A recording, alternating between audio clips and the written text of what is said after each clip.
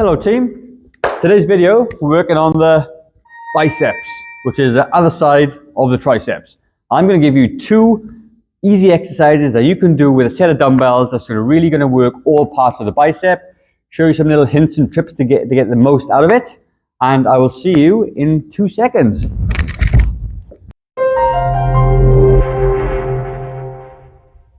Okay team, so we're back, okay? So we're going to look at the biceps in particular today. And I'm going to give you two exercises which is really going to hit all parts of the bicep. Now, with bicep and arm training, there's only one joint. It's called the elbow. And if you move your arm this way under load, you're going to be working the biceps.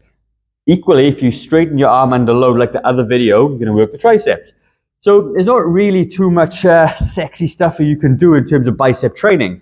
But these are two exercises which I think will get the whole thing working together. So with the biceps, you've got a couple of versions of this, okay? So you can do a supinated bicep curl. So when you supinate, it means you turn your arms that way. That is supination. And when you can see the bicep, it moves a little bit. So you can see when I'm supinated, it's a bit shorter. When I'm pronated, it's a bit longer, okay? So when you do a dumbbell curl and you do it in such a way where you supinate it, it tightens the bicep really tight. And when you tighten it, there's a tighter contraction, which means it puts the pressure under a bit of load. So that's gonna be the first exercise we do. The second one is gonna be more of a hammer curl or neutral grip.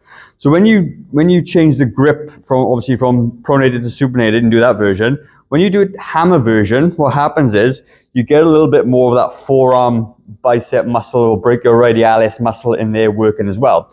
So that obviously just brings some extra strength to the biceps. You can overall, you're hitting all parts of it in one go. And you can only really do that with a pronated grip, which is really hard, or a hammer grip, which I find a little bit easier. So I'm going to talk to you about these two exercises. So what you're going to do, you're going to find yourself two dumbbells. I'm going to be doing 12 to 15 reps of these exercises. So find a dumbbell that will cause you to it gets hard at about 7 to 8 or 9 reps, okay?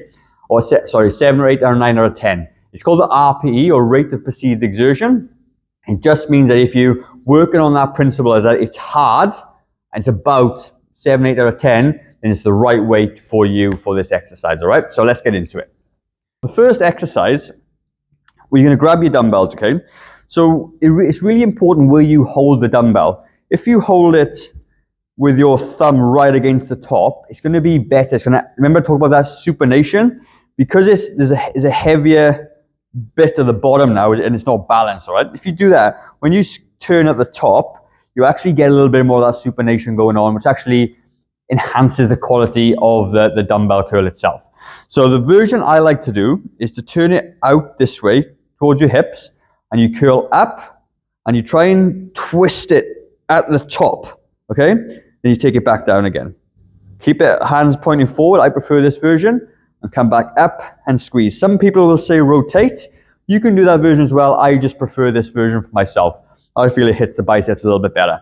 Come up, squeeze, you hold for a second, you take it back down. So what you're going to find is easy and harder points to this exercise. There is quite hard. This is the hardest bit, and then it becomes easy at the top because you're obviously working with gravity. So that's the gravity is on the hardest bit there, and this bit I can sit all day long, all right? So what you need to be able to do is get through those sticky points, squeeze, hold, take it back down again. And that's really the first bicep curl. It doesn't get more complicated than that, okay? The next one you're going to do is you're going to turn it over, and you're going to keep this way and point the dumbbells as if you carry them like a suitcase, elbows close to your body, and then you're going to turn up that way and take it back down, okay? Take it up and take it back down. And you'll be able to see the difference. So if I do it this way and curl, there's not much going on there. But as soon as I turn it over, you can see that sticking out just a little bit, okay?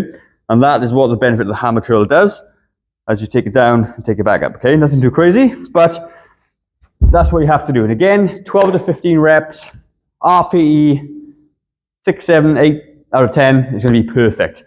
So if you like the video, or you want some more videos, let me know, and I shall do some more for you with any of the questions that you have.